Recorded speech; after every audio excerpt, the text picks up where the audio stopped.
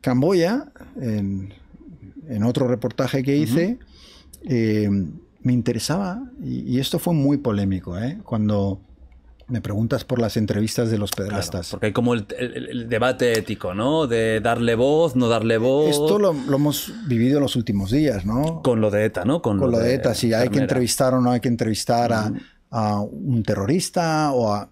Yo soy partidario siempre de entrevistar. Yo creo que el mal no solo es interesante periodísticamente, sino es que para comprender el mal tenemos que entrevistarlo. Si usted ha entrevistado a Garavito. Claro, es que... Eso es una locura de entrevista. O sea, no se trata de darles un altavoz a los malos y que te cuenten lo que quieran, sino de enfrentarles a la maldad. Entonces me enteré de que ahora que ya los pederastas no iban a Tailandia, que ahora les habían empezado a detener en Camboya. Y había una cárcel que es curioso porque el nombre traducido era La Jungla Blanca. Digo, joder, vaya nombre, ¿no? Ya.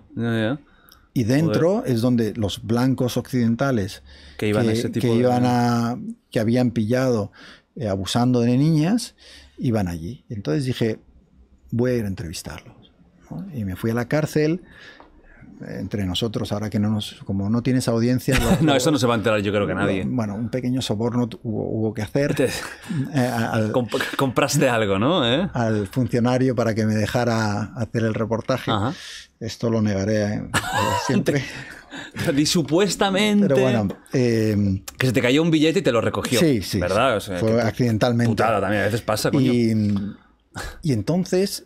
el funcionario dice, bueno, pues ahora los vas a poder entrevistar, me meten en la cárcel, hay unas rejas y detrás de una reja, y me va pasando a varios de estos pederastas, ¿no? Y fue muy duro y difícil porque tú tienes delante tuyo a un monstruo o a alguien que tú consideras lo más repugnante del mundo, alguien que ha violado a niñas y a niños, ¿no? O sea, es incomprensible para ti. Y entonces no quieres ver una persona, quieres ver un monstruo. No quieres pensar que es como nosotros. Sí. No quieres sentir empatía por él. Ninguna empatía, ¿no? Y recuerdo que había un italiano que llevaba ya bastante tiempo, no sé si llevaba 4 o 5 años, y cuando le estaba entrevistando, se pone a llorar. Y me cuenta cómo fue el día que él tuvo que comunicarle a sus padres que estaba en la cárcel y por qué estaba en la cárcel. Y cómo pasó meses desaparecido. Sus padres pensaban que estaba muerto, porque ¿dónde está este tipo, no? Nuestro hijo no ha desaparecido. Lo que pasaba es que no se atrevía a contarles. Y entonces les escribe una carta a los padres contándoles: soy un monstruo.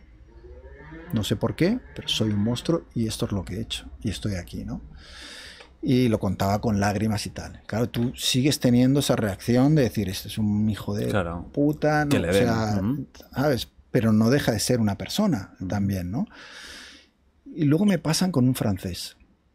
Y el francés me dice una cosa que me sorprendió.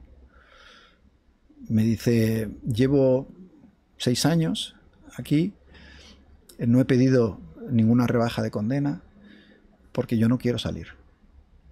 Yo no quiero salir nunca de la cárcel, porque si salgo voy a volver a hacer daño a los niños. Yo soy un enfermo. Es decir, él mismo se dio cuenta de que, bueno, de que el mejor sitio donde podía estar era en esa cárcel. No estamos hablando de una cárcel española, estamos hablando de una cárcel camboyana. O sea, y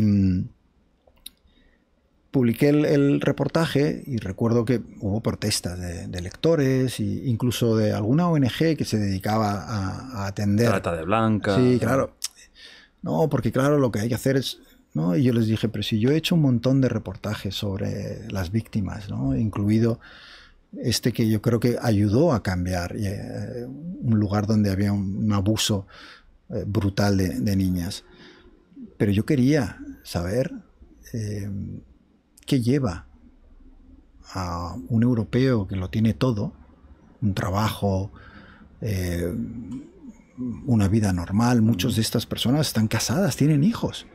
Una doble vida total. O sea, cómo tú, que tienes hijos, puedes abusar de otros niños, ¿no? De la edad de tus niños, incomprensible, ¿no? Entonces, hice el reportaje sobre la jungla blanca y bueno, siempre he buscado el entrevistar. Antes hemos hablado del Dalai Lama, la bondad, entrevistaba a heroínas, entrevistaba a gente que ha hecho cosas fantásticas, pero si tú quieres un periodismo que solo te cuente eso aparte, pues yo creo que eso es más bien Disney periodismo, ¿no? Te vas a buscar el mundo feliz y no es la realidad, ¿no? Nosotros tenemos que contar la realidad. Y creo que entrevistar a los malos es parte del trabajo. Muy interesante. Si tú a mí mañana me dices, oye, hay una oportunidad de entrevistar a Kim Jong-un en Corea del Norte, voy a decir que no. Claro. Otra cosa es que una vez dentro le hiciera las preguntas que le tengo que hacer, duras, ¿no? Hay una anécdota que me encanta y no recuerdo quién, ahora mismo el nombre del periodista que lo hizo, pero hay un periodista que cuando Hitler estuvo en la cárcel, antes de... Claro, hablamos de antes de llegada al poder antes de real, convertirse, ¿no? Sí, antes del genocida que se convirtió. Pero hay un tipo que lo entrevista. ¿Y cómo lo entrevista? Se va a un comercio, coge un ladrillo y rompe el escaparate para que lo metan en la cárcel. Y así es como entrevista a Hitler. Qué fuerte. Y hay muy pocas entrevistas de Hitler antes de cometer... pero hay alguna. Y es muy interesante porque en esas entrevistas ya se ve claramente por dónde va a ir la cosa. Entonces, es una manera de alertarnos del mal y de su capacidad de hacer daño. ¿Qué es mejor? ¿No entrevistar a Hitler y no saber cuáles son sus planes o cuál es esa ideología enferma que va a hacer que provoque el holocausto? ¿O enfrentarle a las preguntas difíciles para decir, oye, ¿son estas tus intenciones? ¿Por qué? Etcétera.